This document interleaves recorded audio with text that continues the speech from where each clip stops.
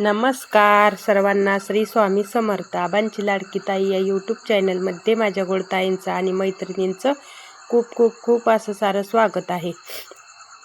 तर माझ्या व्हिडिओला सुरुवात करते. आणि इकडं बघा गायींचं आज आभाळ आलेलं आणि ऊन पण जास्त काय नव्हतं आणि सकाळी सकाळी एवढं असं वातावरण तर एवढं छान वाटत होतं ना. खरंच खूप छान दिसत होतं. तर म्हणलं थोडंसं दाखवावं. आणि इकडं ना पेरूचं झाड आहे. तर पेरूच्या झाडाला एवढ्या कळ्या आणि एवढे फुलं लागले ती की काय विचारूच नका. खरंच एवढं बहरलंय ना पेरूचं झाड. खूपच पेरू लागले तर त्याला. तर म्हणलं थोडंसं आज हिथलं पण शूट घेऊया. तर बघा छोटं मोठं असं पेरू लागले. तर कुठं कळ्या येत्या, कुठं पेरू लागले, तर कुठं फूल लागले. असं एवढं बहरलंय ना झाड. आणि एवढे वेळा फंट तर तोडल्यात. असं जास्त मोठं झालं आडवं आलं की ती फंटा लगेच तोडतो आम्ही. तरी पण त्याला एवढं कळ्या लागल्या त्या आणि एवढं गोड पेरू आहे ना. तर खरंच खूपच छान पेरू आहे.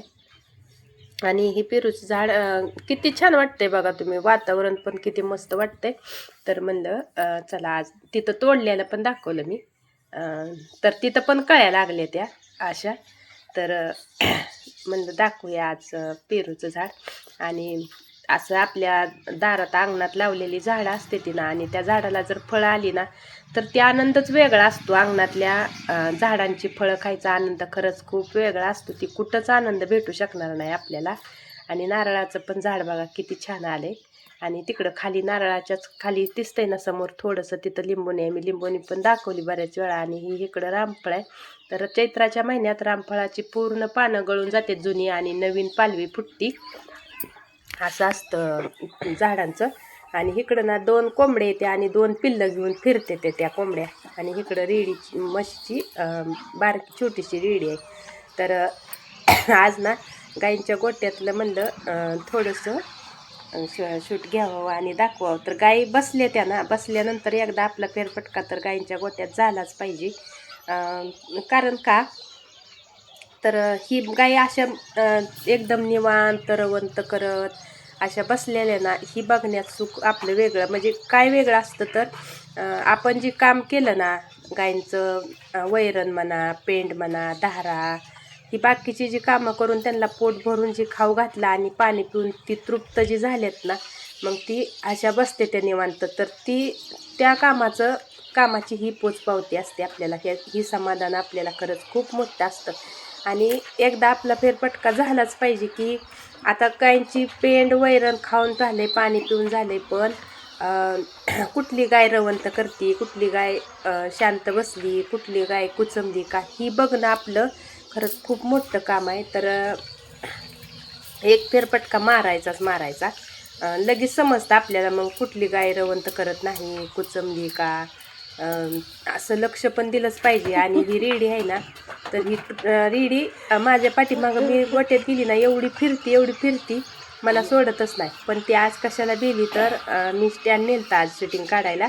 तर त्या स्टँडला घाबरली. मी थोडंसं तिला असं भीती दाखवल्यासारखं केल्यावरती तर मग तर पळूनच गेली.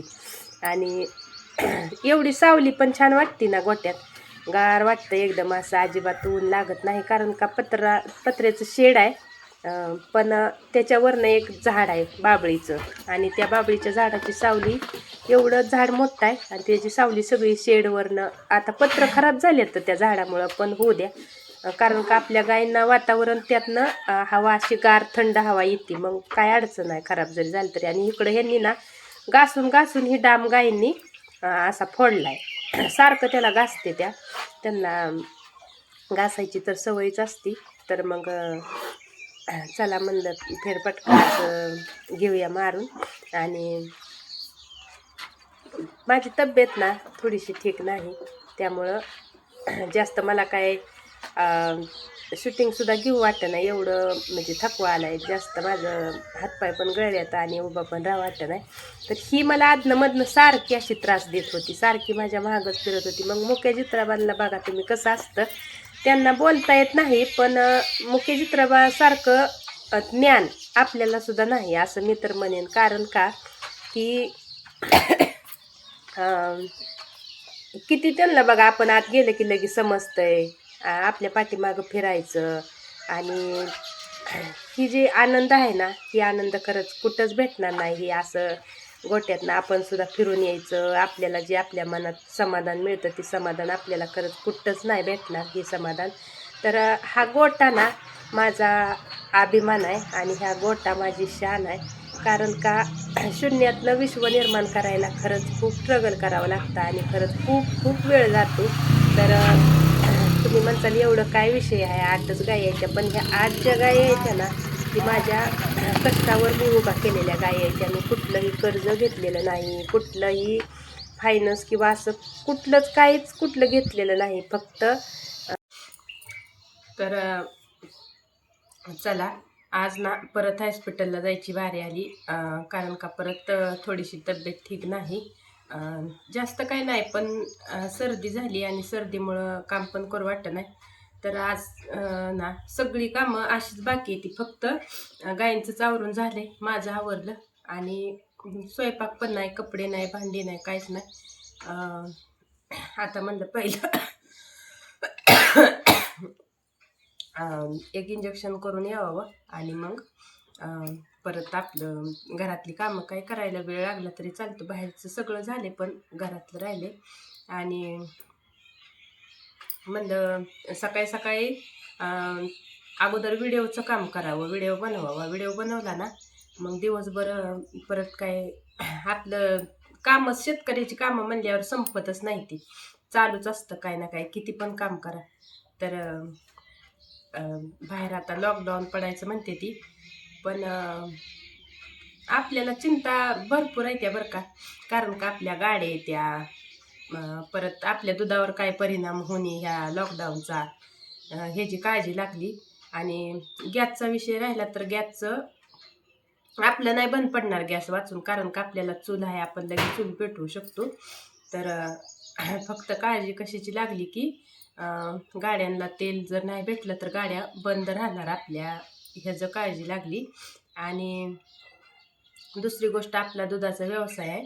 तर दुधावर तर परिणाम होऊ नये असं मी तर सारखं म्हणते. कारण का आता एवढं रेट वाढल्यात ना, वैरणीचं, परत ह्याचं पेंडीचं भरपूर रेट वाढलेत. आता खर्च पण खरंच खूप वाढलाय, दर वाढल्यात. तर ह्यांनी सगळं परत रेट वाढवल्यात सगळ्यांचंच, म्हणजे सगळ्याचंच. तर मग त्याची काळजी लागली. आणि काळजी तर आपल्याला सारखी लागूनच राहते बघा तुम्ही. आणि माझं आज मी असा घरात बसूनच व्हिडिओ का बनवते, बाहेर का जास्त बनवलं नाही. तर मला ना असं उभा पण राहा वाटतं नाही, नको वाटतंय. म्हणून मी म्हणलं चला आज बसून थोड्याशा गप्पा मारू आपल्या यूट्यूब फॅमिलीशी आणि हॉस्पिटलला जाऊया. तर तिथं गावातच आहे, काय जास्त म्हणजे बाहेर नाही, गावात जायचं. पण गावात गेलं ना मग गावात काय असं हॉस्पिटलमध्ये शूट वगैरे नाही घेता येत तिथं. म्हणजे बाहेर मी कुठंच कुणासमोर पण आणखीन शूट घेत नाही. परत आणखीन असं म्हणजे नावं ठेवतेली, हसतेली लोक आपल्याला, म्हणून मी जास्त काय असं बाहेर कुणाला सांगण्याचा, कुणाला सांगत नाही आणि कुणाच्या समोर शूट पण घेण्याचा प्रयत्न करत नाही. कारण का काय होतं, ऐकताना समोरचा माणूस म्हणजे कुणी असू द्या, ऐकताना ऐकते ती, पण परत काय होतं, पाठीमागं आपली चर्चा करत बसते ती. त्यापेक्षा ती सांगायलाच नको. काय सांगितलं नाही सांगितलं तर काय आपल्याला फरक पडणार आहे, आपली फॅमिली आपल्यासाठी आहेच की यूट्यूब फॅमिली. म्हणून मी तर तसलाच विषयच घेत नसते. काय बाकीचं कधीच मी व्हॉट्सअपला स्टेटस ठेवत नाही, किंवा असं कोण गाठ भेट पडली तर आपली ओळख कशी निर्माण करायची की आपल्याला बाहेरच्या यूट्यूब फॅमिलीनं आपण जर बाहेर गेलो ना तर आपल्याला मला ओळखलं पाहिजे की आबांची लाडकी ताईचं चॅनल, ही आबांची लाडकी ताईच आहे ना हो, असं मला म्हणलं पाहिजे.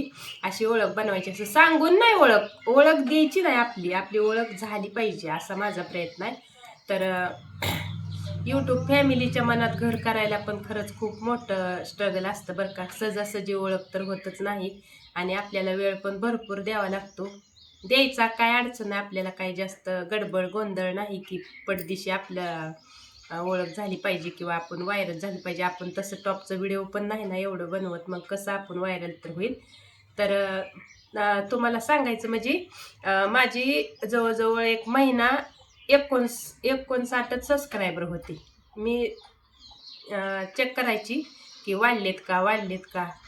तर आकडा कसलाच हल्ला नाही. जवळजवळ एक महिना कंप्लीट महिना गेला माझा.